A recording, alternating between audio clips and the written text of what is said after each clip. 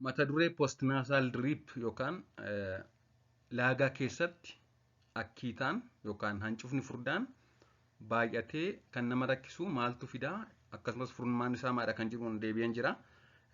Chaanalii kanaaf haaraa taanaan subscribe gochuun dagatina. Hedduun keenya egaa yeroo ta'etti laagaa keenya keessatti yookaan gororoo keenya keessatti akkiitaan furdaan kan akka furrii furdatu baay'achuudhaan laagaa keenyatti qabatee laagaa keenya keessaa nu nyaatee akka nuti amma laagaa keenya qulqulleessu nu taasisee ni beekna. Mee kana maaltu fidaa furmaan isaa maadha kan jedhu waliin haa ilaallu. Dhangala'aan furdaan akka furrii booda funyaaniif laagaa keessaa maddu yeroo laagaa keenyatti qabatu kan nu jeequu fi amma akka nuti laagaa keenya qulqulleessinu kan nu taasisudha. Nu dirqisiisa jechuudha. Yeroo achi keessatti qabatee akka sawaa laagaa keenya keessa jiru nu qoroqora jechuudha. Kun egaa akka nuti laagaa keenya qulqulleessinee tufnee furmaata argannu taasisa.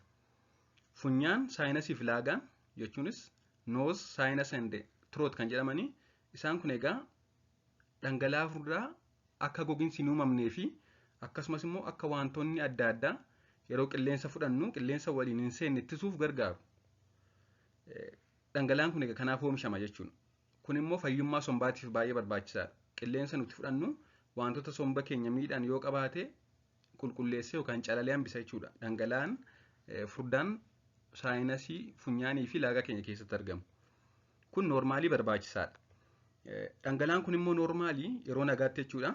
Erga dalagaa isaa raawwate erga qilleensa gara keessatti fudhatamu qulqulleessee booda osoo nutti hin beekamiin hancufa waliin wal makee liqinfamaa yookaan bifa furriin ba'a.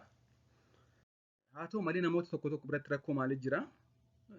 Dhangala'aan kun hanga barbaachisu ol baay'achuudhaan akkasumas hanga eegamu ol furdachuudhaan laagaatti qabatee akka nama sanatti dhaga'amu ta'a. Yeroo kana immoo laagaa ofii qulqulleessuun akka tufnu nu dirqisiisa jechuudha. Yeroo tufanis egaa yeroof ni qulqullaa'a. Yeroof laagaan keenya wanta firii ta'e nutti fakkaata. Ni qulqullaa'a ta'u malee akka deebi'ee nutti deebi'a. Kun egaa maal jedhama? Postnatal drip jedhamuun beekama jechuudha. Dabalataanis yoo namarra ture wanti kun maal godha? Foolii afaanii ni jijjiira. Foolii afaanii gaarii hin taane yookaan foolii badaa akka nu godhan taasisa. Akkasumas immoo daandii laaga keenya gurra waliin wal qunnamsiisu ustaashiyan tubs kan jedhamu cufuudhaan infekshinii fi dhukkubbii gurraaf nama saaxila. Akkiitaan furdaan kun laaga keessatti yeroo dheeraaf qabatee ammaan rakkisee turraan jechuudha. Mee maaltu kana fidaa? Namoonni tokko maaliif kana godhatu jennee ilaalle? Dhibeen yeroo hedduu wanta kana fidu kan jalqabamaadha. Allerjii funyaanii qabaachuudha.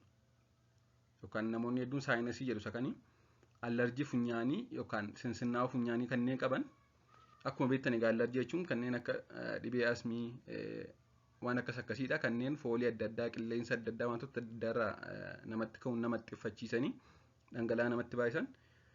Namoonni dhibee postnatal drip yookaan laagaa keessatti qabachuu akkiitaa furdaa qaban kan jalqabaa dhibeen kana fidu allerjii funyaanii qabaachuu.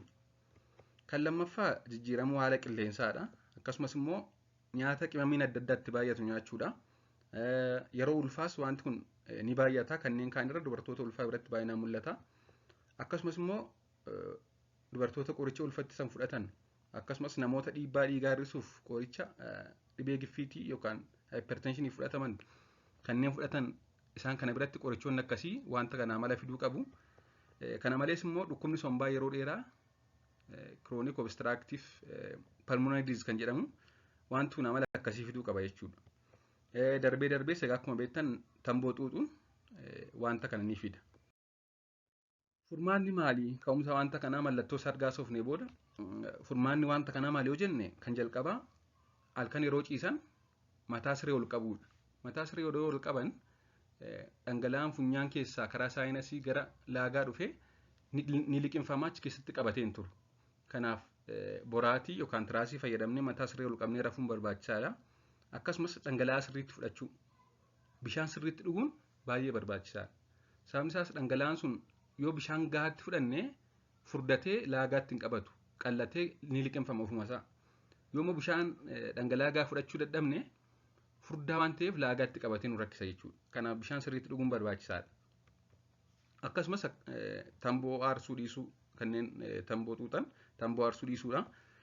Kaan akkuma jenne kan dhibeen kana fidu allerjii funyaaniidha jenneerra. Kanaaf ogeessa fayyaa mariisuun qoricha kan dawaa allerjii funyaanii fudhachuun wanta kana sirriitti ni fura.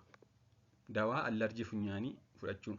Akkasumas immoo wantoota akkiitaa yookaan ancofa furdaa qallisan qorichoonni tokko jiru akkiitaa furdaa kana kan qallisan yeroo qallatu wanti kun ofuma isaa dhangala'ee gara garaachaatti nama kanneen akka guwaanfensiin kanneen jedhaman jiru isaan kana fudhachuun barbaachisaadha jechuudha. Akka waliigalaatti kan dagachuu hin qabne wanta kana kan fidu allerjii funyaaniidha waan ta'eef isa kanaaf tiriitmentii argannaan wanti kun furmaata gaanii argata. Waan dhaggeeffataniif hedduu galatoomaa, turtii gaarii.